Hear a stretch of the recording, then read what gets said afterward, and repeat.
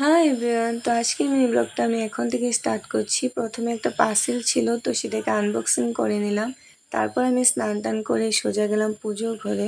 আজকে বৃহস্পতিবার ছিল, তাই একটু সুন্দর করে পুজো দিতে হয়েছে। তো সেরকম করে আমি পুজো দিয়ে নিলাম। পুজো দিয়ে তারপর আমি রেডি হয়ে গেলাম, কারণ আজকে মার্কেটে একটু কাজ ছিল, তো সেখানে আমি যাব।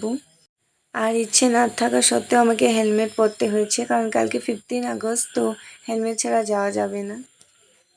আজকে আমি গিয়েছিলাম ব্যাংকে, একটু আমার কাজ ছিল আর কিছু কসমেটিক্স নিতে হয়েছিল, তো সেগুলো নিয়েছি আর ওগুলো আর ভিডিও করিনি আমি।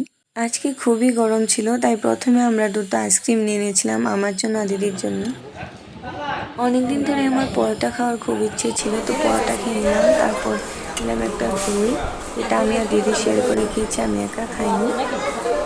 আসার সময় আবার মার জন্য মিষ্টি নিয়ে এসেছিলাম, মা খেতে চেয়েছিল। আর তারপর বাড়িতে এসে একটু রেস্ট করলাম, রেস্ট করে লাঞ্চ করে নিলাম। তারপর লাঞ্চ করার পর অল্প একটু রেস্ট করে নিলাম।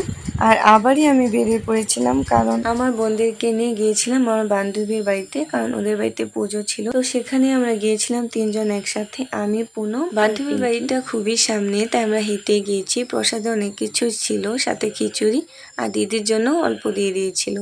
তারপর আমরা টোটো করে বাড়িতে এসে পড়ি। ভিডিওটা ভালো লাগলে লাইক অ্যান্ড সাবস্ক্রাইব করে দিও। দেখা হচ্ছে আমার অন্য ভিডিওতে।